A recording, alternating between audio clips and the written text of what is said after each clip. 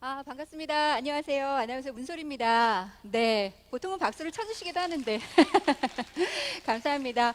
많은 분들이 함께 하고 계시네요. 여러 가지 강연들 함께 듣고 계시는데 그만큼 콘텐츠 관련해서 그리고 바뀌고 있는 세상에 관련해서 여러분 관심 많다 이런 반증이 되겠죠. 함께 해주신 여러분께 감사 인사 드리면서 남과는 다르게 좀 창조적인 것 콘텐츠를 기획하거나 창작하고 또 가공하고 개발한 것 지식 재산 관련해서 오늘 여러분과 함께 얘기를 나누는 시간을 마련을 해봤습니다.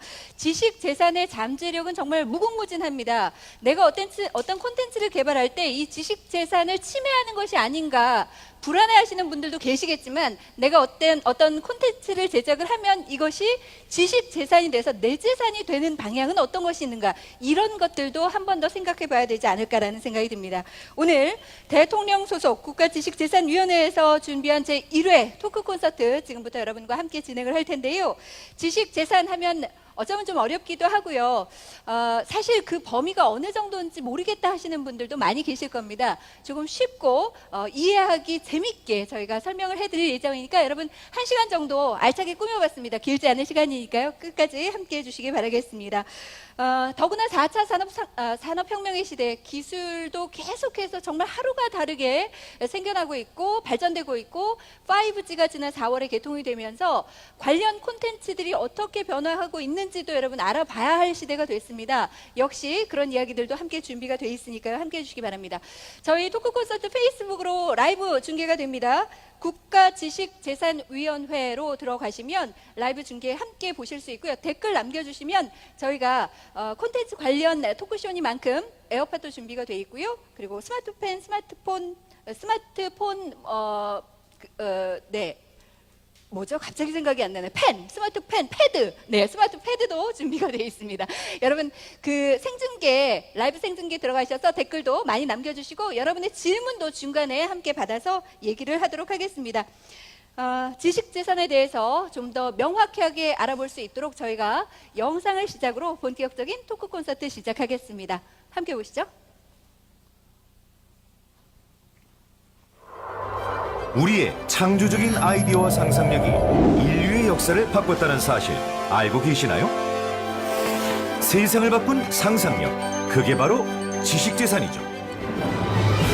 책을 통해 지식과 정보를 공유할 수 있게 된 인쇄술. 증기기관 발명으로 인간의 노동력이 기계로 대체되던 산업혁명. 빛과 어둠의 마술로 현실을 기록하고 상상하는 영화의 탄생까지 획기적인 발명과 창조적인 콘텐츠, 바로 그 지식재산이 인류의 역사를 바꾸고 세상의 변화를 이끌었습니다. 그리고 지금은 인공지능과 빅데이터, 클라우드 컴퓨팅으로 대변되는 4차 산업혁명 시대. 이제 지식재산은 다양한 아이디어와 기술, 상상력의 산물이 조합을 이룬 콘텐츠로 완전히 새로운 전환기를 맞고 있습니다. 기존의 속도와 범위를 뛰어넘는 초융합의 시대. 4차 산업혁명 시대를 맞아 미래의 콘텐츠는 어떤 모습일까요? 세상의 변혁을 이끈 리더들이 주목한 지식재산. 미래의 콘텐츠가 담아낼 지식재산 이야기. 지금 공개됩니다.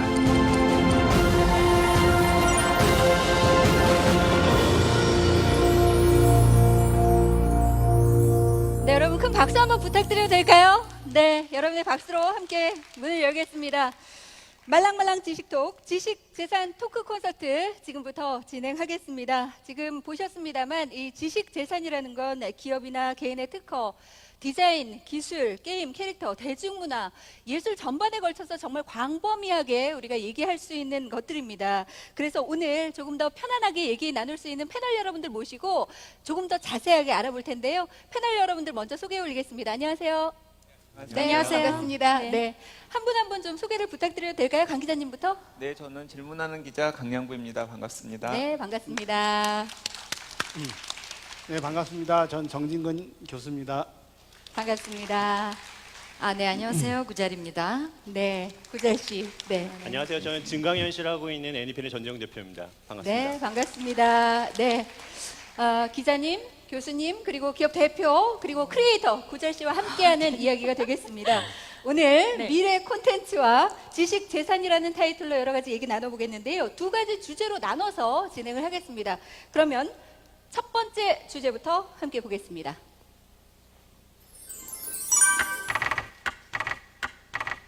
네, 첫 번째 주제는 디지털 시대 1인 미디어의 확산과 지식 재산입니다.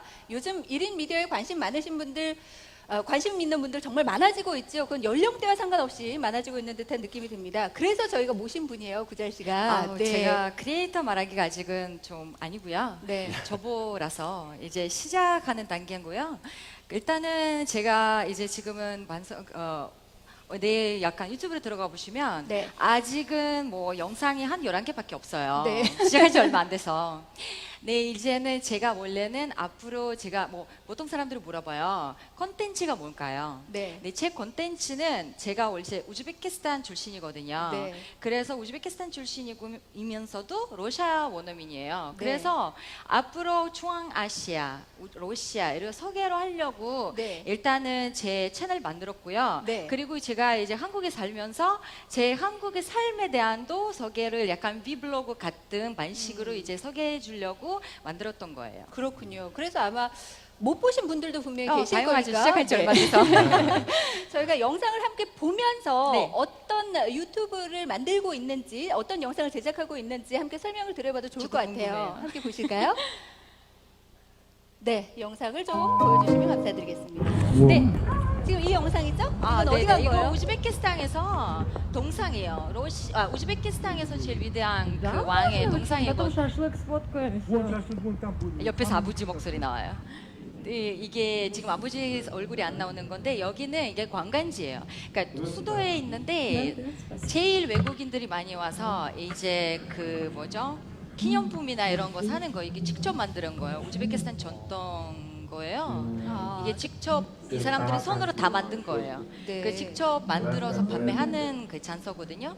네, 그래서 그러면 그거- 이제 이런 영상들을 찍고 한국인이 볼 수 있도록 네. 번역을 해서 네. 네, 자막 처리를 하시는 거죠? 자막 처리를 하고 왜냐면 저한테도 그게 약간 저한테도 관광지죠. 왜냐면 네. 솔직히 사는 사람들이 이런 데는 안 가거든. 아, 맞잖아요. 그렇군요. 네. 우리는 서울에 살면서도 관광지 안 가거든요. 저도 관광했어요. 같이. 우즈베키스탄 분들 말 지나가요 수도에서. 아, 말 지나가네요. 예. 그래서 이런 것도 있고 뭐 네. 여러 가지 좀 아까 우즈베키스탄 아직은 소개한 게 별로 없고요. 네. 이번 달에 제가 다시 가거든요. 네. 그때 이제 좀 본격적으로 하려고 예정이고 하는 영상도 이제 아버지랑 함께하는 식사도 영상 있고, 그러니까 이제 뭐 저음을의 최초 아버지를 공개했거든요. 가족 네. 중에서 네. 그때 되게 많은 사람들 관심이 있었더라고요. 그렇군요. 도대체 구잘 씨 아버지가 어떻게 생겼을까? 궁금합니다. 되게 궁금했어요. 네, 네. 궁금하신 분들께서는 계속해서 구잘 TV 함께 구독해 주셔서 아, 좋을 것 고마워요. 같은데요. 네. 몇 분이나 구독하고 계세요? 아 얼마 안 돼요. 얼마 잔피예요 안 돼? 지금 이름 말하기. 얼마 안 돼요? 10만? 지금은 2,800만 명밖에 28,000. 아니요 2800 이만- 맞아요 28,000. 2800이요 네 맞아요. 네, 그 아 정도면 얼마 뭐 안 돼요. 영상 11개밖에 안 되는데 아유, 꽤 뭐 많이 그러죠. 구독을 하고 계시는 것 같아요. 네. 지금 이렇게 잠깐 그 구잘 씨하고 얘기를 나눠봤는데 주변에 실제로 영상 제작하는 초등학생부터 어르신들까지 많아지고 있고요.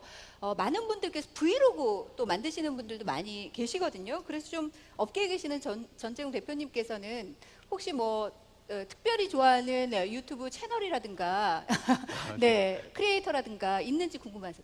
사실 저는 사업을 하는 입장이다 보니까 네. 그 소비자들의 성향이나 소비자들이 어떤 감정을 품고 있는지를 알아보는 게 저의 그 모든 시간 중에 아주 큰 시간을 차지해요. 그래서 네. 저는 사실은 뭐 먹방부터 시작해서 게임 방송이라든가 아니면 사회 인식이라든가 뭐 심지어는 여러 가지 뭐 약간 더러운 부분에 대한 것들도 네. 아주 유튜브에서 많이 보고 있거든요. 근데 그걸 보고 있다 보면 요즘 사람들이 그 커뮤니케이션을 하는 공간으로서 그런 스트리밍을 이용한다면 그걸 갖다가 제일 잘 분석했을 때 제품의 업데이트라든가 이런 것들이 가능하더라고요. 그래서 저는 사실은 개인적 취미도 있지만 뭐 거의 뭐 너튜브에 많이 빠져 있는 상황입니다. 아 그렇군요. 네. 그러니까 어쨌든 이런저런 콘텐츠를 막 모으시는 거죠. 그렇죠. 네, 네. 남들의 지식 재산을. 그렇죠. 예, 그렇습니다. 정 교수님께서도 1인 미디어 자주 보시겠죠, 당연히. 당연히 예. 보죠.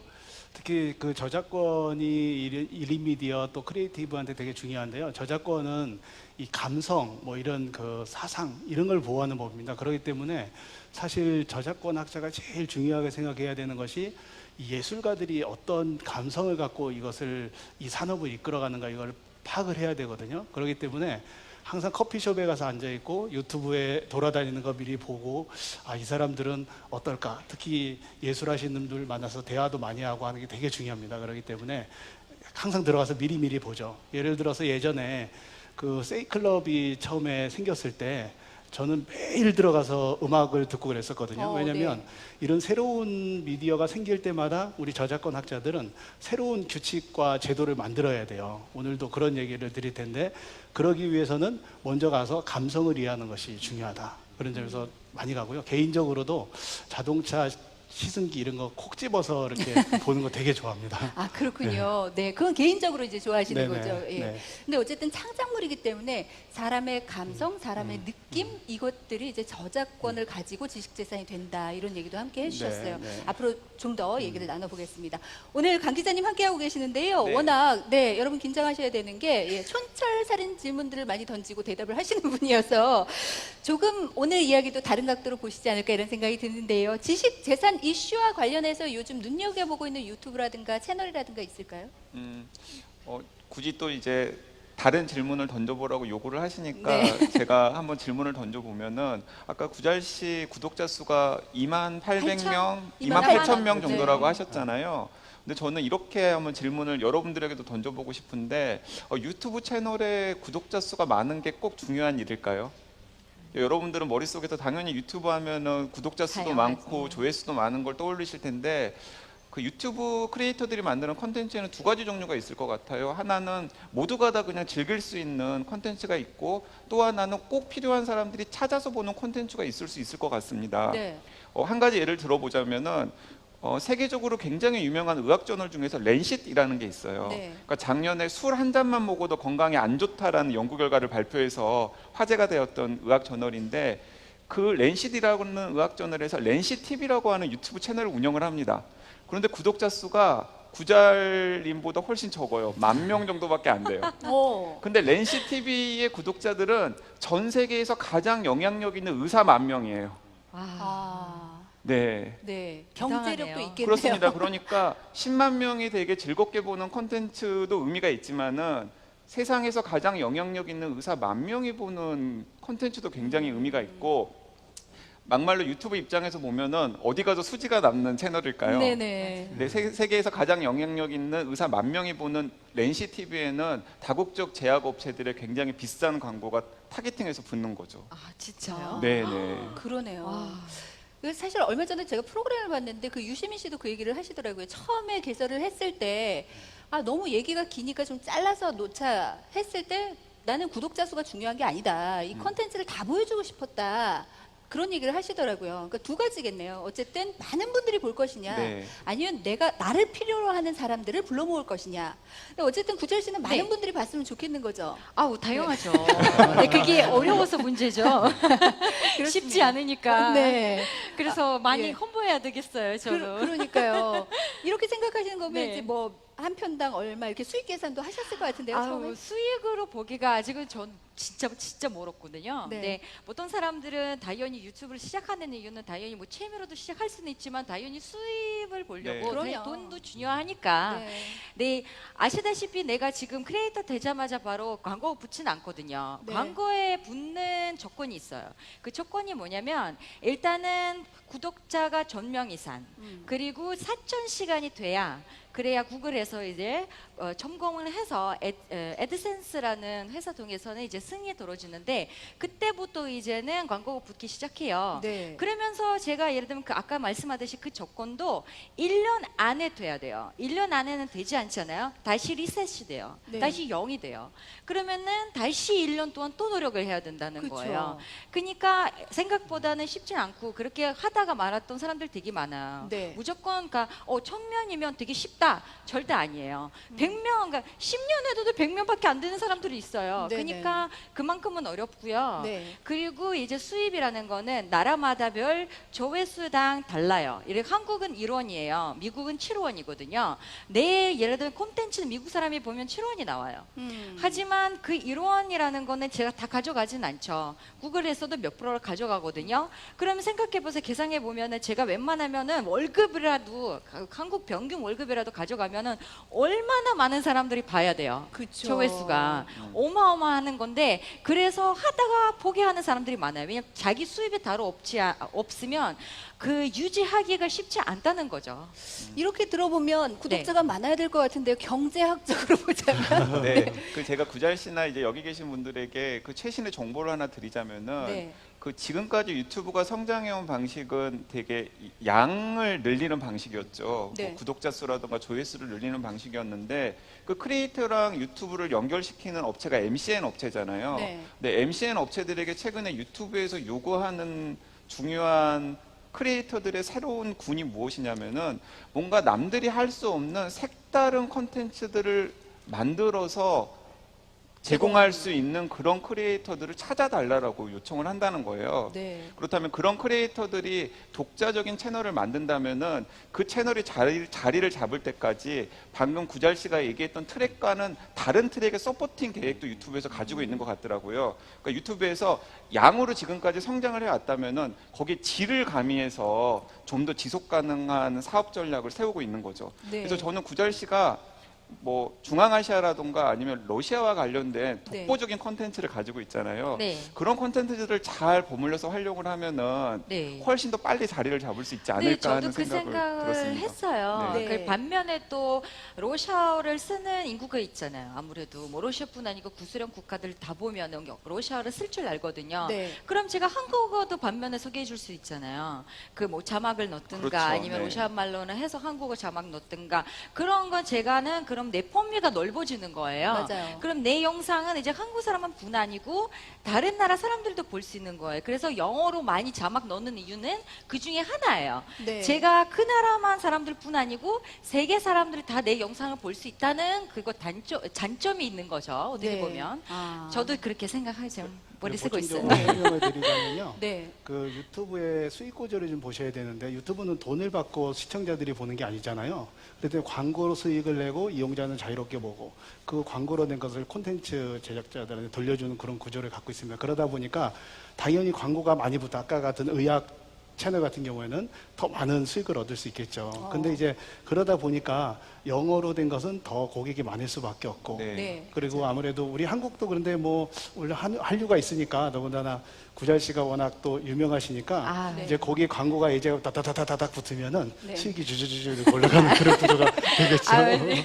그 어쨌든 그 콘텐츠를 제작하는 데 있어서 양이냐 질이냐 이제 문제인데 양적으로 조금 더 고급화시키는 것도 방법이다 이런 네. 말씀이고요. 언어도 마찬가지겠죠. 네, 저희도 되게 재밌는 예제가 있었는데 저희 같은 경우에 이제 증강현실이라는 약간 핫한 테크를 하다 보니까 네. 얼마 전에 저희가 유튜브에 처음으로 이제 컨텐츠 증강현실로 만들어진 키즈용 드라마를 올렸는데 저희가 예상한 건 아니었어요. 그런데 지금 4천만 뷰가 넘었거든요. 4천만 뷰가 넘게 되면은 좀 전에 말씀하신 구잘 씨가 잘 설명해 주셨지만 네. 그 정도가 되면 이제 돈이 되는 구조가 되는 거예요. 그래서 많이 저는 네, 많이 되죠. 그래서 저희가 그 어떤 걸 느꼈냐면 아까 기자님 말씀하신 것처럼 컨텐츠가 상당히 유니크함이 있어야 된다. 그리고 지금 우리가 유튜브에 중독되어 있는 많은 사람들이 새로운 컨텐츠에 되게 목말라 있다. 많이 보고 있지만 그만큼 허기라든가 이런 네. 그런 것 갈증을 많이 느끼고 있다라는 걸 갖다가 느끼게 됐어요. 네. 네.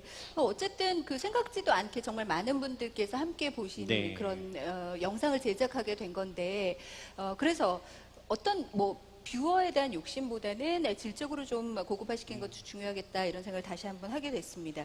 그렇다면 우리가 지식재산 얘기를 좀 하고 있으니까요. 1인 미디어가 지식재산으로서의 파급력을 가지려면 어떻게 제작을 해야 될까 이런 생각도 하게 되거든요. 어떻습니까? 강 기자님께 여쭤볼까요? 그 제가 최근에 들은 얘기 중에서 저도 깜짝 놀란 이야기가 있었는데 네. 아마 여러분들도 아침마다 일어나면 유튜브 틀어놓고서 뭐 5월에 가장 잘 어울리는 90년대 노래 이런 것들 선곡해놓고 많아요. 플레이해놓는 경우 많잖아요. 네. 그래서 저는 그래서 이렇게 많이 들으면은 이렇게 고생을 해서 선곡을 한 다음에 유튜브 그 콘텐츠를 만든 분에게 무엇인가 보상이 돌아갈 거라고 생각을 했었어요. 네. 그런데 그게 아니더라고요. 어. 그분들이 그렇게 고생을 해서 콘텐츠를 만들어서 많은 사람들이 플레이를 해도 그 보상은 다 그분이 플레이를 하는 그 노래의 저작권자들이 다 가져가도록 되어 있더라고요. 아, 그런가요? 네. 네. 그게 맞아요. 사실 그래서 오리지널 콘텐츠에 대한 권리가 되게 중요한데요. 누군가 뭔가 음악을 만들었다 그러면 음악을 만든 사람의 권리가 있고 지금 말씀하신 것은 그 음악들을 이제 편집해서 새로운 콘텐츠로 만든 거지 않습니까? 그럼 그 사람에 대한 권리도 있죠. 다 뺏는 것은 아니고 100원이 있으면 그걸 어떻게 나눠줄까의 문제인데 아무래도 수익은 오리지널 콘텐츠를 만든 사람이 많이 가져가게 돼 있고 그 다음에 더 중요한 것은 플랫폼 제공한 사람은 더 많이 가져가고 거기서 이것을 잘 활용한 사람은 아무래도 적게 가져가는 구조인데 또 거꾸로 생각해 보면은 저작권자가 100원 가져갈 때 나는 20원 가져가는 적다고 생각할 수 있지만 그러한 새로운 그 콘텐츠로 이렇게 탈바꿈 시키는 거는 그 창작의 고통보다는 훨씬 쉽게 더 많이 할 수도 있거든요. 네. 그러니까 100건 했다 그러면 2,000원을 가져가니까 뭐 생각해보면 적은 것도 아니죠. 어떻게 보면. 그러니까 심지어 이런 경우도 있다고 그렇습니다. 그러니까 이제 동영상을 촬영을 하다 보면은 이제 지나가다가 우연히 뭐 15초에서 20초 정도 최신에 유행하는 노래 같은 게 맞아요. 삽입될 수 있잖아요. 네, 뒷배경으로. 네, 그러면은 그 노래에 대한 또 저작권이 발생을 하는 거예요. 의도치 않게 네, 들렸는데도. 의도치 않게 그러니까 유튜브가 기가 막히게 잡아낸다라는 거죠. 그래서 원 저작권자에게 또 그 유튜브 컨텐츠로 인해서 생기는 수익의 상당 부분이 돌아가는 식으로 된다고 합니다. 네. 그래서 아마 구절 씨도 굉장히 신경을 많이 쓰실 텐데 네. 그것 때문에 유튜브에서는 이제 콘텐츠의 저작권 프리로 이용할 수 있는 음악이라든가 곡들을 제공을 하고 있거든요. 맞아요. 그래서 이제 그런 걸 쓰지 유튜브에서. 않을 경우에는 이제 네. 이런 문제가 생길 수 있다라는 거죠. 맞아요. 네. 저도 그래서 유튜브에 그 음악 저작권 걸리지 않은 노래를 찾고 있어요. 음악이랑. 네. 그래야 이제 편집할 때 넣을 수 있고 네. 그리고 아까 말씀하듯이 이제 승인 들어지기 전에도 왜 이렇게 오래 걸리냐 점검하는 시간에 저작권 걸리는 게 있느냐 없느냐 그거 보고 있어요. 맞아요. 구글에서 네. 그러니까 남의 영상이나 남의 콘텐츠를 쓰고 있는지 없는지도 점검한대요. 네, 그게 중요하기는 한데, 근데 어쨌든 사실은 그보다 그렇게 점검을 해서 내가 어떤 콘텐츠를 만들어냈을 때 그 저작권은 또 내가 가져오니까 네. 그 지식 재산은 나의 것이 되니까 이런 부분들은 좀 보호를 받고 나에게 잘 돌아올 수 있도록 네. 정책이 좀 잘 되어 있으면 좋겠다 이런 생각이 드는데요. 그리고 이제 그 사실 플랫폼에 대해서 우리가 좀 더 컨트롤을 하면서 정교하게 저작권료를 분배하도록 전 세계가 좀 나서야 되는데요. 지금 말씀하실 때 당연히 컨텐츠를 만들다 보면은 뭐 뒤에 건물도 저작물이거든요. 그렇죠. 그리고 거리를 지금 막 찍으셨잖아요. 건물 네. 뭐 그 아버지가 만드신다는 모습 뭐 이런 것들 다 저작물이에요. 초상권 같은 경우도 초상권도 될 수 네. 있죠. 그리고 일부는 뭐 노래를 버스킹 한다 그러면 노래도 들어오게 되고 하는데 그런 것을 다 저작권 침해라고 그러면은 5년 이하의 징역이 있는 저작권 침해죄가 돼서 다 구잘 씨 같은 사람 다 감방에 가서 공동으로 창작하셔야죠. 근데 그것 때문에 사실은 저작권은 공정한 이용이라고 그래가지고 그렇게 부수적으로 들어가는 것은 다 저작권 침해가 아니고 저작권료도 나눠줄 수 없다는 식으로 이론이 정치하게 전개가 돼 있습니다. 아, 저작권의 예, 예. 건전한 이용. 네네네. 네. 그리고 뭐 초상권도 예전에 뭐 어디서 이렇게 해수욕장 같은 데 찍었는데 어떤 분이 그 저기 불륜 장면인데 되게 크게 찍어서 막 포스터로 해서 공고를 했어요. 그랬다가 이혼 당하셨다가 초상권 침해 뭐 이렇게 한 적도 있었거든요. 근데 초상권 침해도 그렇고 저작권 침해도 그렇고 그 사람이 두드러지게 나타나지 않으면 침해가 아니에요. 예를 들어서 옛날에 붉은 악마 티셔츠를 입고 있는 것을 누가 찍었는데 가운데 붉은 악마밖에 거의 없어요. 거기에 대해서는 이건 붉은 악마 저작권 침해했다 이런 게 있는데 붉은 악마 입은 사람이 여러 곳에 흩어져 있는 어떤 축제장을 찍었다. 그러면은 거기에 대해서 저작권료를 낼 필요는 없죠. 그렇군요. 네. 걱정 안 하셔도 되고 제가 AS 드릴 테니까 자신감 있게 같이 만드시면 됩니다. 너무 겁낼 필요는 그러니까 두 없겠네요. 가지 충돌이 있는 것 같아요. 그러니까 네. 기존의 저작권을 가지고 있는 기득권들은 이 저작권이 어떤 식으로 활용이 될 때 거기에 끼워 넣어가지고 수익을 창출하려고 하는 세력이 있는 거고 네. 또 한쪽에서는 이제 뭔가 새롭게 이제 콘텐츠들을 만드는 사람들은 방금 교수님께서 설명하신 대로 그런 본인이 이렇게 노력을 기울이지 않은 것에 대해서도 저작권을 네. 굳이 줘야 되는지에 대한 논쟁 네, 같은 네, 것이 지금 네. 한참 있는 것 같습니다. 쉽게 생각하면은 그 콘텐츠에서 내가 주고 그 인용된 부분들이 부으면 돼요. 그러면은 네. 거기에 대해서는 크게 걱정 안 하셔도 된다. 아, 그러네요. 건전한 이용. 이거 좀 머릿속에 네네. 넣어야 될 것 같아요. 네네. 예를 들면 이곳에도 크리에이터 여러분들 계실 텐데 찍고 올렸는데 지금 저희가 마련한 이런 무대 같은 경우에 저작권이 있을 수 있잖아요. 네. 근데 특별히 이거에 관련해서 내가 뭐 의도하진 않았다 하는 경우에는 넘어갈 수 있다는 네네. 얘기인 거죠. 예. 알겠습니다. 쭉 여러분들 함께 듣고 계시는데요. 궁금한 점도 많이 있으실 것 같습니다. 그래서 저희가 국가지식재산위원회 공식 홈페이지를 통해서 생중계해 드리면서 여러분의 궁금한 점도 함께 받고 있는데요. 저희가 또 뭐 선물도 많이 마련하고 있으니까요. 궁금한 점 있으신 분들께서는 국가지식재산위원회 페이스북 홈페이지를 통해서 댓글 남겨주시면 이후에 여러분의 질문도 받고 답변해 드리는 시간 갖도록 하겠습니다.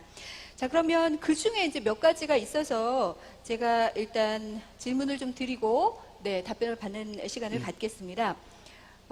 지금 방금 해주신 얘기긴 해요. 브이로그 하는 경우에는 팔로우 하잖아요. 그 주변에 지나가는 사람들도 많고 이런 초상권 문제, 1인 방송 할 때 꼭 알아둬야 할 게 있을까요? 반드시 알아둬야 할 것. 네. 그 1인 방송할 때 제가 항상 얘기하는 것은 뭐냐면 그 수동적인 입장에 생각하기보다는 좀 더 긍정적이고 주도적인 입장에 생각하면은 모든 사람들은 누구나 저작자거든요. 일상생활에서 많은 것들을 할 수가 있죠. 그리고 꼭 그것뿐만 아니라 누구나 또 발명을 해요.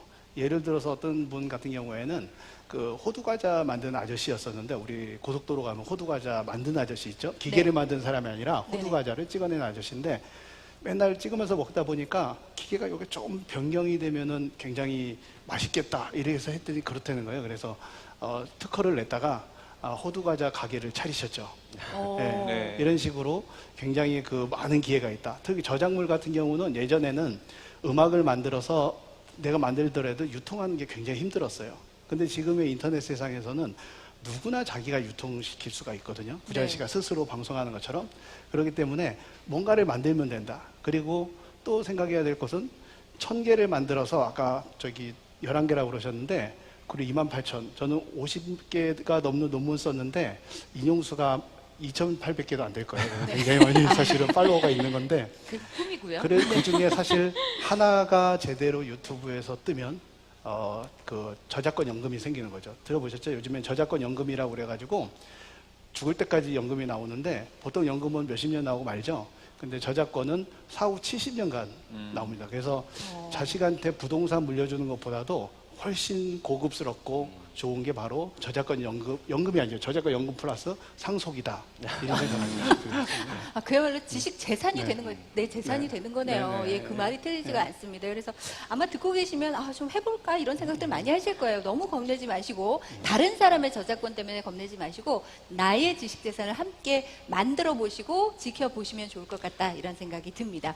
제가 그래서 참고로 하나만 더 말씀드리면 우리가 지식재산을 만들었을 때 이걸 어떻게 권리를 보호받지 그러면서 굉장히 힘들지 않을까 생각하는데 원래 저작권은 그 구잘 씨는 지금 머리가 단정하잖아요. 네. 근데 베토벤 이런 사람처럼 머리 극적극적하면서 굉장히 게으른 사람을 우리가 예술인들은 그렇거든요. 그런 사람을 예상하고 만든 법이에요. 와서 신고하라 그러면 절대 신고 안 할 사람들이죠. 그래서 창작하면은 바로 권리를 줍니다. 그래서 집에서 일기를 쓰다가 친구가 불러서 덮고서 나갔잖아요. 그래도 거기까지 저작권이 생겨져 있어요. 내일 와서 더 쓰면 거기까지 또 저작권이 생겨져 있습니다.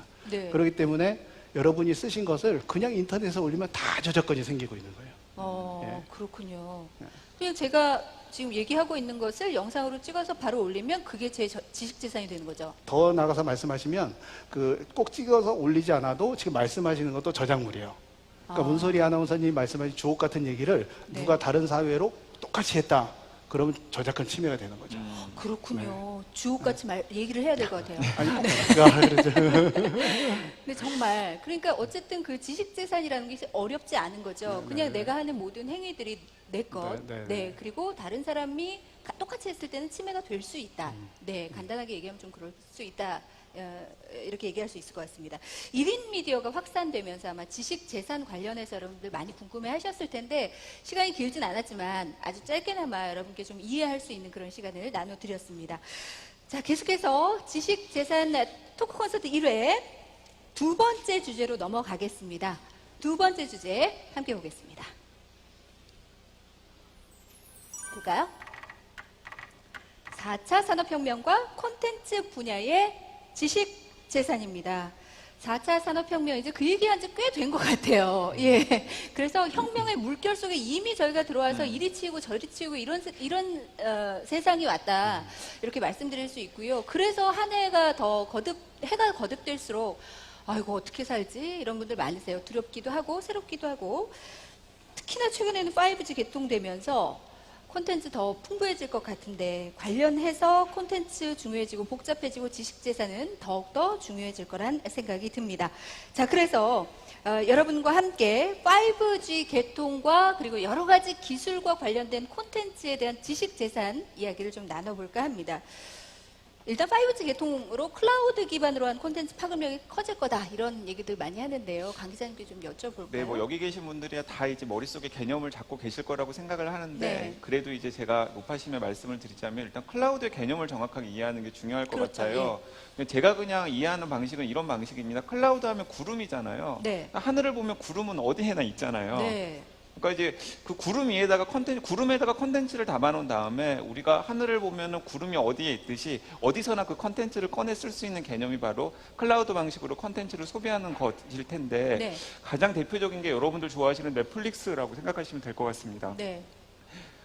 인터넷 TV로 미국 드라마 보다가 중간에 끊겨가지고 출근하는 출근길에 핸드폰으로 이어서 똑같이 보다가 네. 다시 이제 점심시간에 회사 컴퓨터로 또 이어서 볼 수 있는 그런 게 이제 맞아요. 넷플릭스를 저희가 소비하는 방식이잖아요. 네네. 근데 이제 이것과 관련해서 클라우드 기반의 컨텐츠 플랫폼과 관련해서 최근에 그 유튜브를 만들었던 구글이 예. 스테디아라고 하는 클라우드 기반의 게임 플랫폼을 최근에 또 내놓아가지고 맞아요. 지금 많은 게임 업계에서 저것이 성공할지 말지를 놓고서 관심을 가지고 있는 것으로 알고 있습니다. 그렇습니다. 사실은 그 게임을 플랫폼으로 넣어서 핸드폰으로, 그러니까 모바일 폰으로 그 어마어마한 양이 들어가는 게임을 할 수 있다는 것 자체가 굉장히 혁신적이다, 이렇게 생각하시는 분들 계실 거예요. 5G 망을 네. 이용해서. 그래서 저희가 잠깐 지금 얘기를 해주셨으니까 구글 스테이아 영상을 좀 준비를 했거든요. 보면서 좀 더 설명을 해주실까요? 예, 보여주시죠. 구글 스테디아 영상입니다. 네, 지금 이게 게임 속 장면이고 게임을 하고 있는 모습이죠. 그러니까 이제 상당히 고사양의 게임이잖아요. 네네. 그런데 이제 지금까지 고사양의 게임을 하는 방식은 게임 패키징을 컴퓨터 안에 저장을 해놓거나 아니면은 뭐 플레이스테이션 같은 기기에다가 저장을 해놓은 다음에 네. 이제 게임을 저희가 즐기는 방식이었는데, 그게 아니라 구글 스테디아에 접속을 해서 거기에서 이제 게임을 즐길 수 있는 방식이 이제 전혀 다른 개념의 클라우드 기반의 게임 플랫폼이 이제 구글 스테디아라고 할 수 있겠는데요. 네. 이제 한쪽에서는 이게 별로 적용이 잘 될까 하고 고개를 갸우뚱하는 쪽도 있고, 네. 또 한쪽에서는 게임과 관련해서 굉장한 혁신을 가져올 것이다 라고 접근하는 쪽도 있는 것 같습니다. 어떻게 보세요, 강 기자님께서? 저는 사실은 굉장한 혁신을 가져올 거라고 생각하는 편이에요. 네. 근데 그 이유는 지금 그 VR이나 AR 전문가이신 대표님께서 어떻게 생각하시는지 듣고서 이제 제 말씀을 좀 들어보겠습니다. 굉장히 스마트하시네요. 공이 저한테 네. 바로 넘어오네요. 네, 어떻게 보세요? 그래서 잘 사실 되돌아보세요. 저는 그 게임을 되게 즐기는 유저기도 해요. 그래서 스테디아가 나왔을 때 상당히 뭐 기대도 했고 우려도 되는 부분이 있는데요. 아무래도 넷플릭스가 들어오면서 우리가 어떤 영상 콘텐츠를 소비하는 방식이나 즐기는 사람들이 상당히 많아졌잖아요. 그런 네. 것처럼 게임을 즐긴다의 가장 큰 문제는 그 콘솔이라는 걸 산다든가 아니면 PC의 경우에는 하드웨어를 좋은 걸 사야 돼. 뭐 게임 잘하려면 뭐 200만 원짜리 컴퓨터 사야 돼. 뭐 이런 얘기가 기본이었거든요. 맞아요. 예. 그런데 그런 하드웨어의 제약이 없어지고 어느 장소에서나 내가 스트리밍망만 있으면 내가 원하는 게임을 할 수 있다. 이건 정말 큰 혁신이 될 수 있는 거예요. 네. 근데 이제 그렇게 되면은 저 같은 경우가 가장 큰 예인데, 저 같은 게임 유저는 예를 들어 좀 전에 플레이스테이션 이름을 얘기하셨는데, 플레이스테이션이 세대가 있어요. 왜 세대냐면 한 대는 집에 있고 한 대는 회사에 있고 한 대는 제가 갖고 있는 플레이스테이션에 업그레이드가 되어 있는 프로 버전을 갖고 있어요. 조금 더 고성능의 게임을 즐기기 위해서. 발길 닿는 곳마다 그렇죠. 설치해 놓는 거죠. 제가 가는 곳마다 게임기가 있거든요. 네. 근데 만약에 스테디아가 된다면 제가 굳이 그렇게 세 개의 콘솔을 살 필요가 없는 거예요. 망이 연결만 되어 있으면 하드웨어의 성능에 상관없이 저는 어디서든 게임을 즐길 수 있으니까. 네. 그래서 저는 그게 분명히 더 많은 사람들이 게임 시장과 게임 콘텐츠를 즐길 수 있는 길을 열어줄 거라고 생각을 하는데 네. 우려가 되는 점은 게임이라는 건 분명히 반응성의 속도라는 게 아주 중요하거든요. 제가 적이 나타났는데 버튼을 눌렀는데 총알이 한 2초 뒤에 나가서 적이 피했다든가 이러면은 게임이 안 되는 거예요. 그럼 네. 저는 게임을 끄거든요. 그러니까 이런 상황에서 나타난다는 건 스테디아가 잘 되려면 여러 가지 망 환경이라든가 이런 것들이 좋아져야 되고 그렇게 본다면 5G망이 들어오고 이런 것들은 상당히 좋은 신호가 될 수 있다 이렇게 네. 보고 있습니다. 그러네요. 5G의 가장 큰 특징 중에 하나가 지금은 초기 단계라서 5G가 뭐 5G다운 맛을 보여주지 못하고 있긴 합니다만은 반응 시간을 굉장히 줄이는 게 5G의 가장 큰 특징이거든요. 네. 그래서 이제 5G가 제대로 돌아간다면은 어쨌든 스테디아가 좀 더 가능성이 생길 수 있지 않을까라고 생각이 되고 네. 제가 이제 더 이제 관심을 두는 부분은 저는 사실 게임을 그렇게 즐겼던 사람이 아닌데 네. 어느 순간에 제가 지하철 안에서 애니팡이나 캔디 네. 크러쉬를 하고 있더라고요. 근데 여러분 생각을 해보세요. 스마트폰 저희들이 사용하기 전에는 지하철에서 게임하는 건 상상도 못했잖아요. 네. 그런데 어느 순간에는 다들 스마트폰으로 게임을 하고 있다고요. 근데 만약에 스테디아라는 플랫폼을 통해서 어디서나 접속을 해서 여러 가지 다양한 종류의 고사양의 게임을 할 수 있다면은 분명히 저는 마치 지하철에서 게임 안 하던 사람들이 애니팡이나 캔디 크러쉬 했던 것처럼 지금 게임 유저들이 아니었던 분들이 대거 새로운 게임 유저가 되지 않을까 하는 생각도 해보게 됩니다. 그러네요. 정말 서로 다른 공간에 있는 1000명, 2000명의 게이머들이 고가의 하드웨어 없이 핸드폰으로 고사양의 게임을 즐길 수 있다면 정말 또 다른 세상이 열릴 네. 수 있겠다 이런 생각이 듭니다. 제가 네. 보충 설명 잠깐 네네. 드리면 그 예전에 저작권은 아다시피 이제 복제해 놓는 거였거든요. 카피라이트라고 그랬죠. 근데 통신망이 발전하면서 점점 발전한 게 음악이 스트리밍으로 바뀌었죠. 근데 그때도 영화를 못한 이유는 이게 느려서 그랬거든요. 그러다 어느 순간부터는 영화도 이제 스트리밍으로 바뀌고 더 빨라지니까 진짜 실시간 즉흥성을 요구하는 게임이 이제 되기 시작한 거예요. 그리고 더 나아가서는 5G가 갖고 오는 것은 이 사물기의 즉각적인 반응도 서로 제어하게 돼서 자율주행 이런 것도 눈으로 보는 게 아니라 직접 그 사물기의 통신으로 가능하게 되죠. 근데 이게 되게 중요한 게 그 이런 통신망이 결국에는 새로운 그 저작물을 창작해서 배포하는 데 있어서의 플랫폼을 이루는 데 있어서 저변이 되는 거거든요. 근데 생각해 보면 전 세계적으로 5G망을 공급하는 나라가 거의 없죠. 우리나라는 항상 빨리 가죠. 그렇기 때문에 빨리 좀 선점해서 이 통신망 이용해서 빨리 플랫폼을 좀 선점해서 나가시면 참 좋겠다. 그런 생각이 듭니다. 그리고 이런 통신망을 선점하게 되면은 전 세계 그 이용자들이 결국 이쪽으로 집중하게 돼 있거든요. 인터넷 특징은 집중해서 독점 과점 시장을 형성해요. 그렇기 때문에 우리 업체들, 특히 1인 크리에이티브 분들이 좀 많이 참여를 하셨으면 좋겠다 이런 생각합니다. 5G 업계에도 이제 퍼스트 무버가 빨리 생겨야 되겠네요. 네, 계시는 분들께서 빨리 좀 서두르셔야 될 것 같다 이런 생각이 듭니다. 그런데 지금 조금 그 이제 업계에 계시니까 기업의 대표로 계시니까 아무래도 이제 그 큰 메가 컴퍼니가 이런 스테디아를 만든다면 좀 더 고민이 많으실 것 같아요. 인디 업계에서도 굉장히 노력을 많이 해야 될 것 같은데 그래서 좀 여쭐게요. 5G 개통이 됐고요. AR, VR 이용해서 어떤 제작물들을 제작하고 있는지 좀 궁금하긴 한데 저 일단 오늘은 좀 쉽게 설명하는 날이니까요. 지금 그 대표님께서는 AR, VR을 활용해서 여러 가지 제작물들을 만들고 계시거든요. 일단 AR, VR에 대해서 설명을 좀 먼저 들어볼까요? 네, AR이랑 VR은 사실 요즘 거의 붙어서 나오기 때문에 AR, VR이 이제 어떤 건지 되게 헷갈리는 분들이 사실 많으신 것 같아요. 네. 그래서 사실 두 가지는 되게 명확한 게 그 단어 자체에 답이 있는 거예요. 그래서 VR이라고 한다면 이제 버추얼 리얼리티, 즉 어떤 현실과 같은 뭐 가상의 공간을 우리가 직접 만들어낸 거죠. 뚝딱뚝딱 만들어서 현실처럼 보이고 만들었지만 사실 현실은 아닌 거예요. 다만 인간이 그 안에 들어가서 컨텐츠를 느꼈을 때 현실 같은 그 가상을 느끼게 되는 거죠. 그런데 이제 AR은 어그멘티드 리얼리티라고 해서 우리가 보고 있는 이 현실에 어떤 디지털 리소스라든가 정보를 추가해서 더 나아진 현실을 보도록 해주는 거죠. 그러니까 네. 현실을 보고 있느냐 아니면은 가상을 보고 있느냐 이 두 차이가 너무나 명확하게 나눠지게 된다고 생각할 수 있습니다. 네, 그럼 이제 여기서 본격적인 질문인데요. 이런 AR, VR을 활용해서 콘텐츠를 제작을 한다면 그것이 또 나의 지식 재산이 되니까요. 어떻게 제작을 하면 좋을까 고민들 하실 것 같습니다. 5G 개통과 더불어서 어떤 점이 좀 유리하게 됐나요? 제작을 하는 환경에 있어서.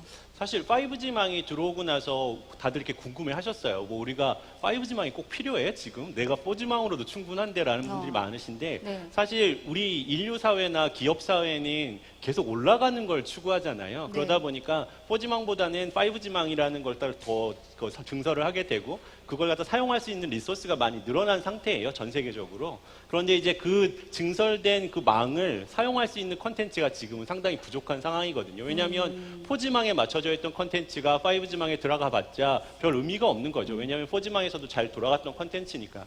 근데 제가 바라보는 5G망에 왜 AR이라는 단어가 많이 붙게 되냐면 네. AR이라는 거는 기존에 있던 거에 무언가 계속적인 정보라든가 데이터를 얹어서 사람들이 느끼는 걸 갖다가 더 풍부하게 만들어주는 게 그 기본적인 의의예요. 네. 그래서 5G 망상에서 AR이라는 것은 여러분들이 꿈꾸던 것, 사실 여러분들 AR이라고 하면 머릿속에서 많이 소비를 하셨는데 새로운 것들 많이 해볼 수 있죠. 예를 들어 제가 오늘 이 콘서트에 왔다면 이 주변에 저희 지금 여러분들 눈에 시야에는 여기 있는 딱 패널 5명만 보이고 화면만 보이잖아요. 그런데 만약에 5G 망에서 AR 콘텐츠가 제대로 돌아가고 있다면 이 주변에는 여러 가지 3D, 고퀄리티의 3D 데이터가 같이 들어와 있고 그다음에 제가 하는 말이나 저에 대한 정보라든가 이런 것들이 옆에 떠 있으면 여기 있는 분들이 제가 하는 말을 갖다 조금 더 이해하기 쉬우시고 제가 관련된 것들을 갖다 같이 보면서 볼 수 있게 되는 거죠. 그러니까 기존에 있었던 데이터에서 뭔가 새로운 획기적인 데이터가 나타나는 게 아니라 기존의 데이터에서 우리가 보고 싶었고 궁금했던 데이터들이 더 첨가돼서 풍부하게 즐길 수 있는 컨텐츠가 돼서 우리가 받을 수 있게 되는 그런 형태가 이제 5G망의 AR 같은 것들이 될 것 같아요. 네. 예를 들면 제 옆에 이렇게 멋진 코 MC가 있을 수도 있는데 그렇습니다. 네. 뭐 멋진 배우라든가. 그러니까 좀 앉혀주셔도 좋을 것 같아요. 저희만으로는 예. 되게 부끄러우신가 봐요. 충분합니다. 네. 근데 어쨌든 이런 콘텐츠들이 5G 망을 이용해서 조금 더 빠르게 풍부하게 더 많은 양을 전송할 수 있다 이런 네, 얘기가 맞습니다. 되겠죠. 네. 예. 환경이 좀 잘 만들어질 수 있을 것 같은데 구절 씨 어떠세요? 이렇게 들어보니까 네. VR, AR 이용해서 콘텐츠를 만들어 보면 어떨까 이런 생각이 드는데요. 저도 원래 여행을 좋아하거든요. 여행 굉장히 많이 갔는데 저 앞으로도 약간 콘텐츠로도 여행을 해볼까 생각을 많이 했는데 네. 예를 들면은 요즘 세대에서 이제 사람들은 유튜브를 보는 거는 뭘까요? 대리 만족을 하려고요. 그렇죠. 어쨌든 사실 시간당 뭐 시간이 안 돼서 여행 못 가는 분들도 굉장히 많은데 제가 예를 들면 이런 기술이 있으면 같이 크리에이터랑 함께 이게 딱 바라볼 때는 내가 뭐 바닷가 옆에 있구나 아니면 아까 얘기했듯이 뭐 또 뭐 하와이에 가든가 뭐 진짜 아름다운 곳에 나는 직접적으로 가진 않지만 내가 거기 있는 것처럼 네. 이런 느낌이 있으면 얼마나 좋을까라는 생각이 들었거든요. 그러면은 내리만족도 되고 뭔가 이렇게 같이 그 바라보는 크리에이터 함께 거기는 같이 여행하는 느낌이 들잖아요. 네네. 아 그런 거 언제 오지 않을까요, 네, 대표님? 그런 거를 하기 위해서 이제 5G망이 있다면 구잘 네. 씨가 여기를 걸어 나갈 때 저 앞쪽에 하와이 해변이 쫙 맞아요. 펼쳐지는데 그게 같이. 고퀄리티 3D 데이터인 거죠. 그게 네. 가능한 게 바로 5G망이라고 볼 수 맞아요. 있겠죠. 아, 그렇군요. 만약에 가상 현실로 간다면 저 이제 고소공포증이 약간 있는데 번지 점프 같은 거. 그렇죠. 네. 같이 네. 쳐요 비행기에서. 네. 저 네. 작년에 뉴질랜드 가서 비행기에서 쳤거든요. 어. 그래서 생각해 보니까 예를 들면 내가 지금 비행기에서 튈 때, 네. 스카이다이빙 할 때, 네. 그럼 같이 나랑 뛰는 사람들은 반을 수도 있다는 거. 네. 한꺼번에. 그러네요. 저만 그거 느끼진 않고 네. 직접적으로 제가 거기서 비행기 뛰진 않지만 제가 네. 그 눈으로 볼 수 있는 거잖아요. 맞아요. 예, 밑으로 내려가는 그 네. 느낌을 받을 수 있는 맞아요. 거죠. 그런 거 아우. 좋아하세요? 그런 거? 스릴 네, 있는 거? 저 좋아요. 아, 네. 저 한 번도 해보고 싶어요. 네. 같이 뭔가 만드셔도 좋을 것 같아요. 네, 뭐 생각하고 있습니다. 그래요. 그러려고요. 네, 깜짝 놀랐어요. 진짜 뛰어내린 줄 알고. 예, 그렇습니다. 이렇게 기술을 활용해서 새로운 콘텐츠를 만들고 그게 또 영상 제작으로 나오면 유튜버들은 또 다른 지식 재산을 그렇죠. 갖게 되겠다. 네, 네. 이런 생각이 듭니다. 근데 이제 좀 뭐 또 궁금한 거는 이렇게 만든 것들이 어떤 그 저작권을 갖게 되느냐 또는 지식 재산이 어떻게 되느냐 이런 부분이 알까 싶네요.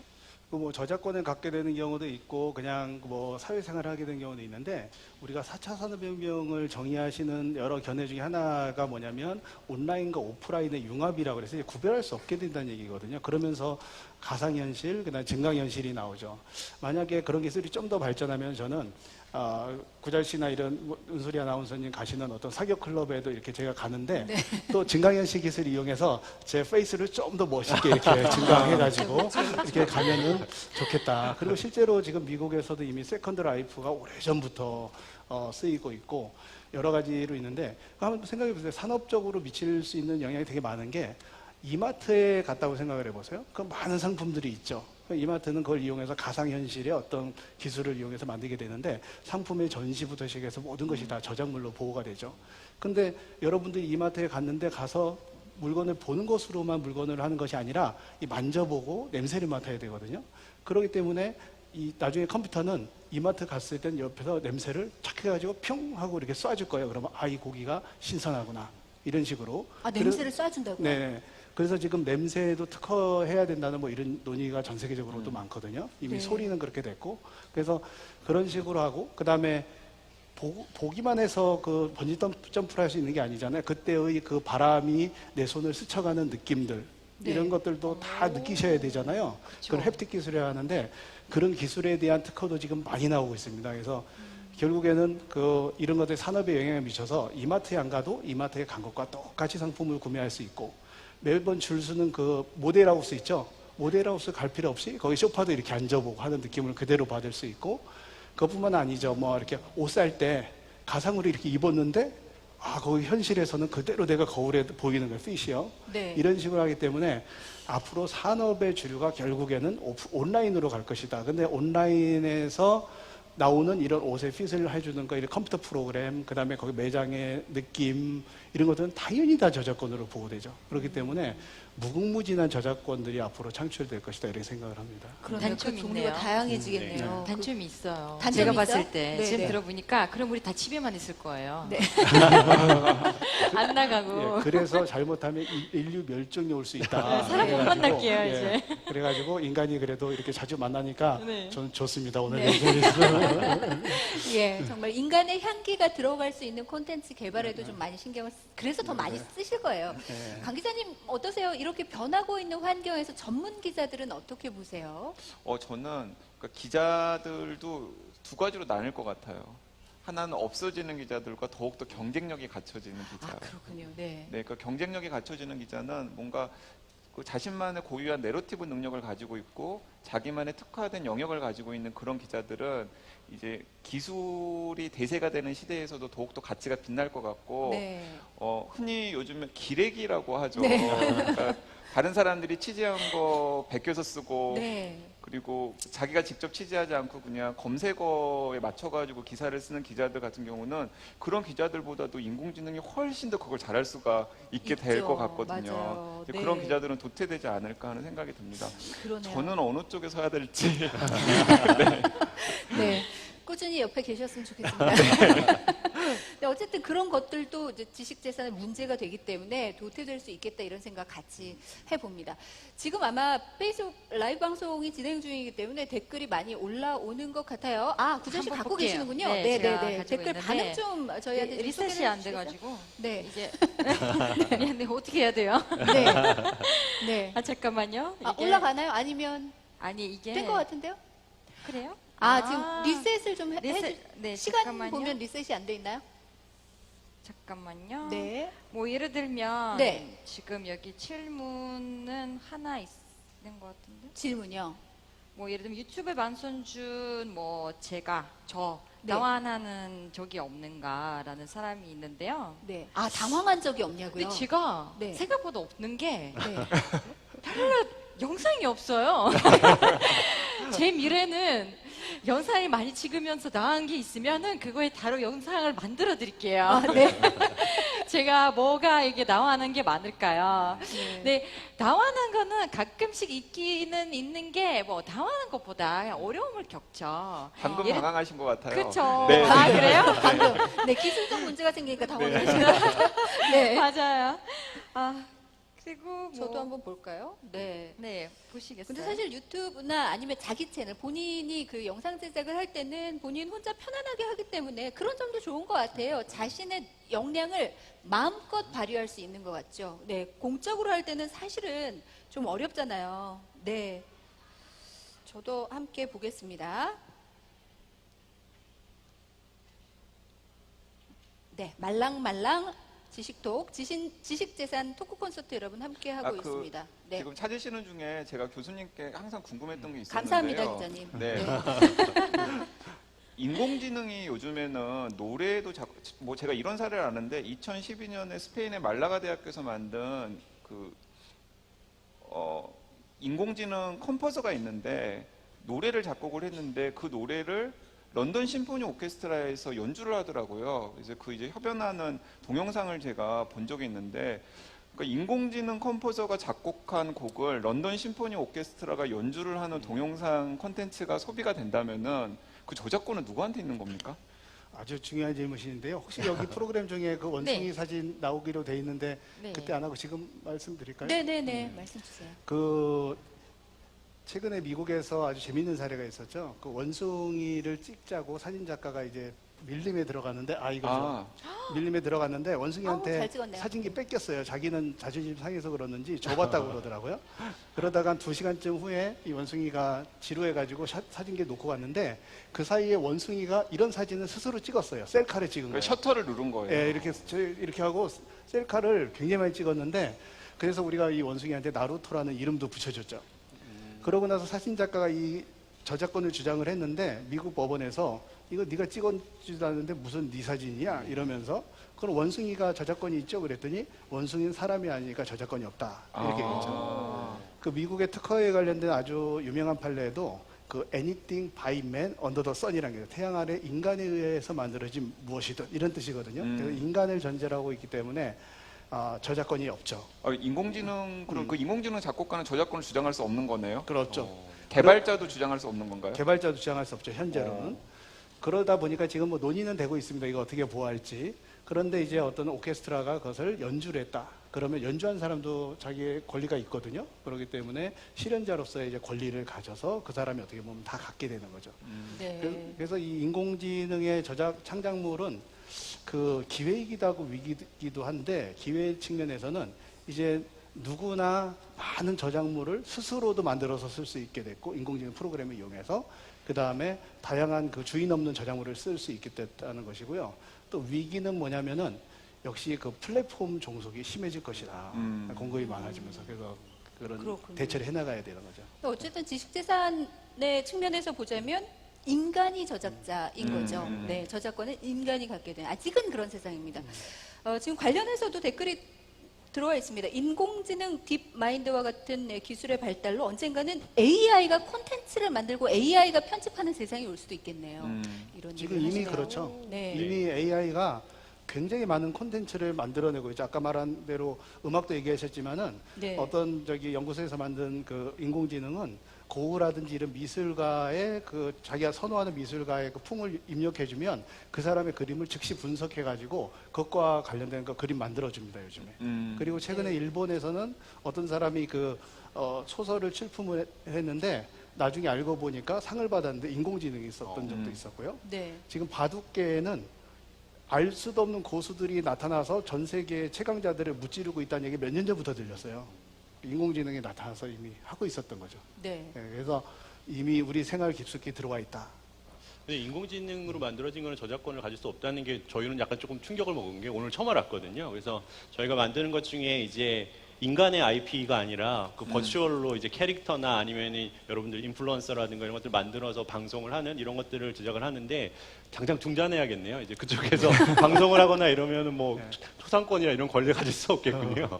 네, 뺏길 수 있는 거죠. 그렇군요. 갖고 있는 지식 재산을. 네, 그렇습니다.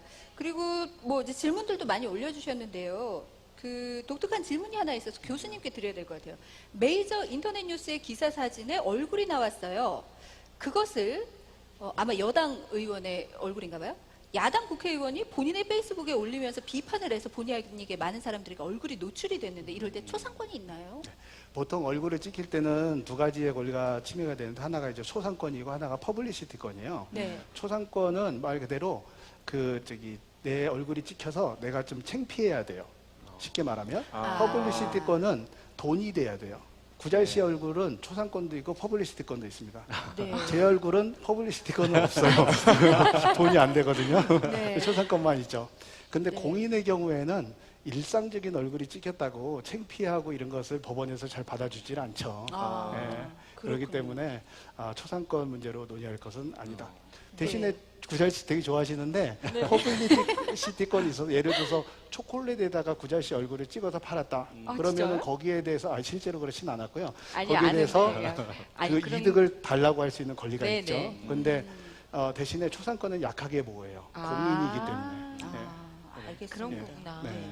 그리고 쭉 저희가 했던 얘기 중에 또 하나, 클라우드 기반의 게임이라면 기존 온라인 게임이랑 구체적으로 무슨 차이가 있을까요? 혹시 특화된 콘텐츠 중에 소개해 주실 만한 유튜브 채널도 있나요? 뭐 이런 질문을 주셨는데요. 네. 사양 그거- 문제인가요? 네, 그것과 관련해서는 네. 대표님께서 대표님께서? 더 잘 아실 예, 것 예, 예. 같아요. 우선 온라인 게임도 사실은 그 자기가 그거 하드웨어를 갖고 있어야 되는 거예요. 네. 예를 들어 뭐 콘솔이 그러니까 가장 중요한 거는 하드웨어에 대한 문제가 조금 더 명확하실 것 같아요. 그러니까 내가 아무리 온라인 게임을 한다고 해도 온라인 그 게임을 하기 위한 여러 가지 데이터들이 주고 갈 수는 있어도 네. 여러 가지 게임이라든가 이런 것들은 제가 로컬로 갖고 있는 곳에 있는 하드웨어가 있어야 되는 상황인 거죠. 그런데 이제 스테디아로 간다든가 한다는 그 스트리밍 방식의 게임이라는 거는 그런 하드웨어 자체가 없는 거예요. 그냥 스트리밍으로 영상을 받을 수 있는 폰이건 아니면 뭐 패드건 이런 것들로 다 변하게 된다는 거죠. 그게 가장 네. 중요한 부분이 될 것 같고요. 네. 그다음에 아직 뭐 스테디아라든가 이런 것들은 스트리밍 방식의 게임은 아직까지 그렇게 제가 시연을 해봤을 때는 아직까지는 오지는 않았던 게 아까 얘기했던 것처럼 제가 만약에 총을 쐈는데 총이 늦게 가면 저는 끄거든요. 네. 그 게임은 안 하는 거니까. 그래서 아직까지는 실현화까지 된 뭐 채널이라든가 이런 것들은 없는 걸로 알고 있습니다. 근데 그러네요. 덧붙이면은 굉장히 많은 게임 메이저들이 예의주시하고 있으면서 자신들이 가지고 있는 게임을 스테디아 방식으로 얹히는 걸 지금 많이 준비를 하고 있다고 그러더라고요. 네. 그러니까 이제 충분히 이제 그 5G 망이나 이런 것들이 확인이 된다면은 이거 기존에 즐기던 그런 슈팅 게임이라던가 이런 반응 속도가 빨라야 되는 게임들이 스테디아를 통해서 서비스가 될 가능성도 있을 것 같습니다. 네, 네. 심지어 제가 즐기고 있었던 게임 중에 그 어쌔신 모모모라는 게임이 있는데 그것도 스테디아에 올라와서 사실 저는 그거를 하드웨어로도 즐겨봤고 뭐 무려 3번을 닫겠지만 끝까지 그것도 즐겨봤고 또 스테디아도 자랑하시는 거죠? 그렇죠. 그게 제 자랑입니다. 그래서 그런 것도 있었기 때문에 아직까지는 조금 더 시간이 더 필요하다. 하지만 기존의 게임이 스트리밍 방식으로 넘어오는데 그렇게 큰 간격은 없을 수 있다. 회선망이 갖춰진다면. 그러네요. 그래서 망이 있는 곳에서는 어디서든 고사양의 게임을 즐길 수 있다. 대단합니다. 스티븐 스필버그 감독의 영화 레디 플레이어 원이 현실로 다가오는 느낌이네요. 이런 네. 예, 말씀도 댓글도 남겨주셨습니다. 정말 많은 분들께서 댓글을 남겨주고 계시는데 본인이 잘할 수 있는 콘텐츠를 찾는 게 가장 중요하겠네요. 네, 예전에 이제 사회가 요구하는 어떤 능력들이 있었다면 이제는 아무도 모르는 나만의 능력을 펼칠 수 있는 그런 세계가 됐기 때문에 모두 다 함께 예, 지식 재산을 가질 수 있는 시대가 왔다. 이렇게 좀 말씀드릴 수가 있을 것 같습니다. 콘텐츠 지식 재산을 만드는 데 있어서 그 가장 중요한 게 뭘까? 아마 들으시면서도 많은 분들께서 고민을 하고 계시리라 생각되는데요. 좀 들어볼까요? 강 기자님께 좀 여쭤볼까요? 요즘? 저는 오늘 게임 얘기가 많이 나왔으니까 사실 저는 그렇게 게임을 즐겨서 하는 편은 아닙니다만은 게임에 국한해가지고 말씀을 드려보면 아마 여기 계시는 분들 중에서도 10대 청소년들의 게임에 몰입하는 증상에 대해서 걱정하죠. 걱정하시는 분들 많으실 것 같아요.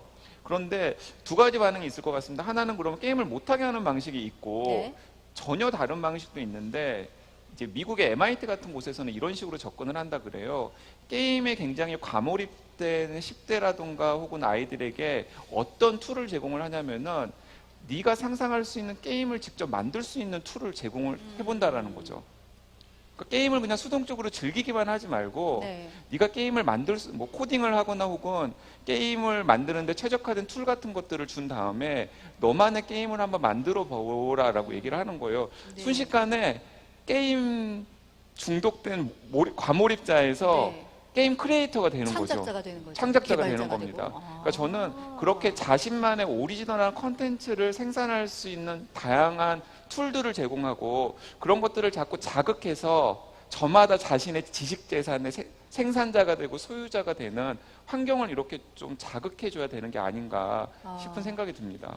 그렇군요. 그러니까 게임을 하지 마라라는 것보다는 코딩 교육도 시켜주고 한번 만들어봐라. 네, 네. 네 지식 재산을 한번 쌓아봐라. 네. 그러니까 이제 시켜주는 귀신같이 좋네요. 뭐 최근에는 이제 굉장히 단순한 그 게임 환경만 제공을 한 다음에 사용자들이 자유자재로 그 게임 환경을 바꿀 수 있는 게임들이 인기를 많이 얻고 있거든요. 네. 그러니까 이제 그런 것들로 이런 흐름의 연장선상에 있는 것 같습니다. 그렇군요. 어쨌든 플랫폼도 좀 만들어보고, 네 이런 부분들도 좀 중요하지 않을까 이런 생각이 듭니다. 네, 저도 질문이 있는데요. 네. 제가 지금 아까 들어보니까 AI 인공지능에 대해서 좀 많이 와닿았거든요. 혹시 우리 이제 제가 보니까 뭐 가수, 모델, 뭐 음악도까지 만들 수 있는 거잖아요. 그러면은 우리 같은 사람이 이제 설 차례가 없어지는 거잖아요.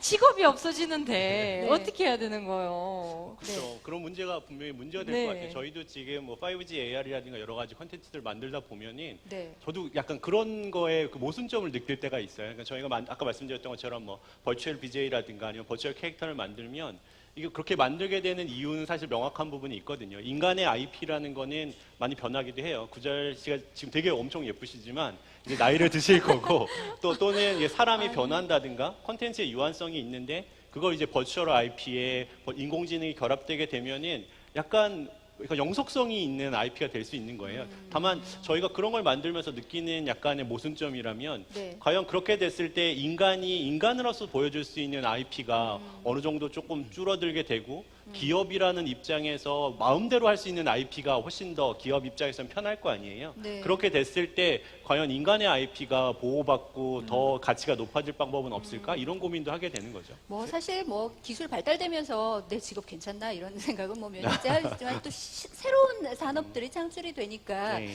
그런 부분에서 생각하시면 좋을 것 같고요. 이런 그 지식재산 콘텐츠 보호되고 가치 창출하기 위해서 중요한 게 뭘지 교수님께도 한번 좀 여쭤볼게요. 제가 공연하시는 분들 가끔 가서 이렇게 공연도 보고 뭐 특강도 하고 할 때 가장 많이 받는 질문이 뭐냐면 그 인공지능이 나오면 우리가 다 사라질까요? 이런 네, 질문이에요. 그렇죠. 근데 제가 공연을 가서 느끼는 게 뭐냐면 우리 전에 평창올림픽 때 그 카리스마 쓰는 로버트가 성화를 봉송했거든요. 근데 몇 발자국 가서 넘어지고 막 그랬어요. 네.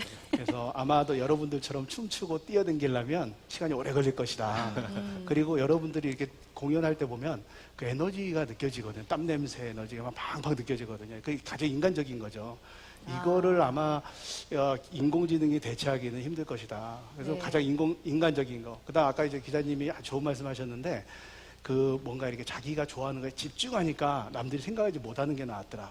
즉 이제 새로운 시대는 일반적인 것은 다 기계와 인공지능이 만들어주니까 마니아들이 필요한 거죠. 아주 깊숙이 나만 할 수 있는 것, 나만의 창작, 그 다음에 나의 인간적인 공연, 뭐 이런 것이 중요한 것 같고 그러면서 한국인은 되게 유리한 것 같아요. 공연할 때 보면 잘 하시잖아요. 그래가지고 그렇죠. 그 한류도 네. 아주 영원하지 않을까 이렇게 생각합니다. 아 그렇군요. 정말 한류가 좀 이렇게 지식 재산으로서 네. 넓게 퍼질 수 있는 방법이 네. 있으면 또 좋기도 할 것 네, 같은데요. 네, 네. 네. 그래서 제가 고민하는 것은 뭐냐면 그 정부와도 계속 회의를 하면서도 얘기하는 게 결국 이제 누군가가 상품을 이제 지재권의 상품을 만들어 오면 그 다음에 중요한 것이 장터를 만들어 주는 게 가장 중요한데 그게 플랫폼이거든요. 네. 근데 지금 유튜브가 한때 동영상의 한 90% 정도를 다 점유했죠. 그럴 때부터 제가 계속 얘기하는 게 이거 우리 플랫폼 만들어야 된다. 특히 한류가 굉장히 그 유명한데 중국이나 베트남 가서 너 왜 불법 저작물을 쓰니 이렇게 하면은 한국 사이트에 들어와도 그걸 찾을 수가 없어요. 한국어를 모르기 때문에. 네.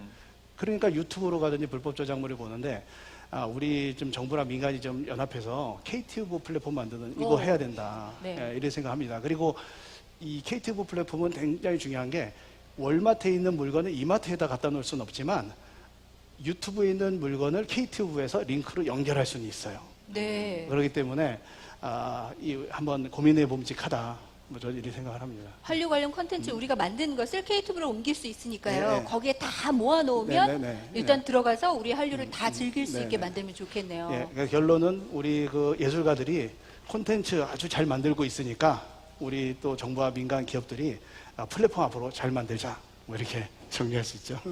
그러면 기자님 유통 플랫폼에 관련해서 이 가치 보호 창출과 관련해서 중요하다고 느끼는 사례들이 혹시 있으세요? 제가 생각하기에는 가장 중요한 것은 저는 아까 이제 생산 말씀을 많이 드렸잖아요. 네. 오리지널한 콘텐츠를 생산할 수 있는 능력이 있어야 되고 그리고 그런 것들을 좀 자극하는 제도적인 환경 같은 것도 조성이 되어야 된다라고 네. 했는데 방금 교수님께서 중요한 지적을 하신 게 그렇게 생산된 콘텐츠들을 잘 큐레이션한 다음에 그 콘텐츠들이 필요한 사람들에게 잘 딜리버리하는 역할이 굉장히 중요해진 거잖아요. 네. 이제 그와 관련해서는 제가 보기에는 많은 지혜를 좀 모아가지고 우리들이 생산한 지식 콘텐츠들이 어떤 식으로 더 세상을 이롭게 하면서 활용될 수 있을지에 대해서 네. 좀 방향 같은 것들을 모색해야 되는 단계가 지금이 아닐까 싶습니다. 그렇군요. 네. 그냥 두는 것이 아니라 이 새로운 세상이 조금 더 바르게 아름답게 만들어지기 위해서는 여러분께서 함께 노력해 주셔야 되겠다 이런 생각이 듭니다. 아, 정말 시간 빨리 가네요. 몇 마디 안 나오는 것 같은데 마지막으로 저희 패널 여러분께 지식 재산에 대한 한 줄 정의를 좀 부탁드려 볼까요? 나에게 지식 재산은 뭐다? 그 이유도 조금 짤막하게 부탁드립니다. 저에게 지식 재산은 선물인 것 같아요. 어. 그러니까 지식 재산은 저도 굉장히 기분이 좋지만은 그 지식 재산을 다른 사람들과 공유함으로써, 그러니까 선물로 줌으로써 타인과 그리고 공동체에게 즐거움을 줄 수 있기 때문에 네. 저에게 지식 재산은 선물이라고 생각합니다. 네. 그리고요. 짧게 지식재산은 연금이자 상속이다.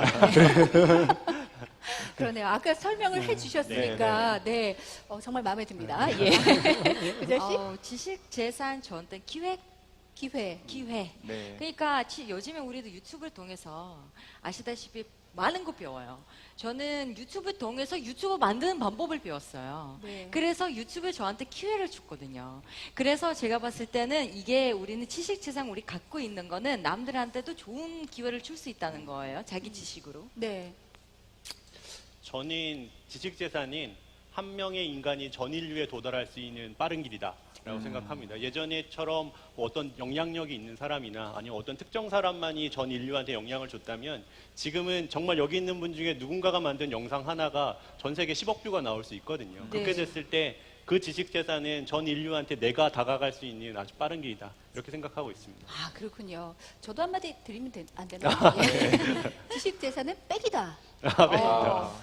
저는 그렇게 뭐 이렇게 밀어주는 사람 없이 있으니까 저한테 힘들었거든요. 근데 이렇게 나의 능력을 편안하게 펼칠 수 있는 곳이 있다는 것이 나에게 백이 되겠다 이런 생각이 좀 들었습니다. 예. 여러분께 사실은 질문을 좀 받아야 되는데요. 이게 시간은 많지 않습니다만 한두 분만 좀 받아봤으면 좋겠습니다. 제가 아까 말씀드렸듯이 저희 스마트 노트도 있고요.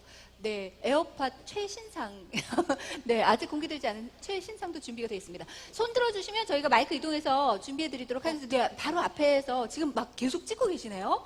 네, 유튜버 좀 계속 들어주시면 저희 스태프께서 네, 지금 달려가고 계시면 여기 중앙에 계세요. 중앙에. 네, 좀 어두워가지고 잘 안 보이시죠? 네, 소개도 잠깐 부탁드리면 좋겠습니다. 그리고 저는 얼굴을 좀 예쁘게 나오게 해주세요. 네, 포토샵 부탁이요. 네, 포토샵. 네, 정말 잘 들었습니다. 저는 홍익대학교에서 학생들을 가르치고 있는 교수인데요. 다름이 아니고 학교에서는 이제 학생들이 팀 프로젝트를 많이 해요. 그리고는 이제 팀 과제를 해서 나오는 프로젝트들이 좀 매우 훌륭한 과제들이 많이 나오는데 그런 것들이 이제 지식재산권으로 같이 좀 이렇게 보호해주고 싶은 마음이 있습니다. 근데 이렇게 좀 더 들여다보면은 한 4명이서 팀을 이루어서 작업을 한 후에 뭐 한 친구가 뭐 휴학을 한다거나 아니면은 또 다른 데에 그냥 뭐 확인 없이 혼자서 이렇게 뭔가 과제를 좀 더 생산적인 활동으로도 바꾼다거나 했을 때 그때는 또 서로 간의 지식재산을 어떻게 또 보호받을 수 있을지 그게 조금 더 궁금하게 생각합니다. 네, 교수님께서 네. 예. 그 넷이 같이 하면 이제 공동저작물이라고 그래가지고요. 같이 지식재산을 공유하죠. 그래서 뭐 이렇게 짧게 말씀드릴 수밖에 없을 것 같고 참고로 그 문화부 산하의 한국저작권위원회에 강의 요청을 하시면 나가서 전문 강사가 강의를 해드립니다. 제가 거기 위원이기도 한데 특별히 교수님께서 요청하시면 제가 가서 직접 해드릴게요. 그래서 더 자세하게 많은 케이스들을 제가 직접 해드리겠습니다. 무료 서비스인가요? 네, 이럴 때 보통은 박수를 쳐주시는데 네. 고맙습니다. 교수님 혹시 마이크 건너갔나요? 네, 나에게 지식 재산이란 한번 좀 여쭤보고 싶은데요. 네, 다시 뛰고 계십니다. 예, 고맙습니다. 나의 지식 재산이란 한 말씀만 부탁드립니다. 나에게 지식 재산이란? 네, 정말 어려운 주제 같은데요. 지식재산이나 저도 비슷하게 저를 뒷받침하는 밑거름 같은 것 같아요. 그러니까 지금은 저도 지식재산까지 없지만 근데 꼭 만들어야 겠다는 생각을 하게 됩니다. 네, 고맙습니다. 나에게 지식재산이란 거울이다. 예. 또 한 분 더 받아볼까요? 네, 뒤쪽에, 바로 뒤쪽에 계시네요. 예. 소개 좀 부탁드립니다. 네. 네, 안녕하세요. 저는 라인프렌즈에서 지금 BTS하고 같이 콜라보로 그 BT21 캐릭터 지금 담당하고 있는 이인균이라고 합니다.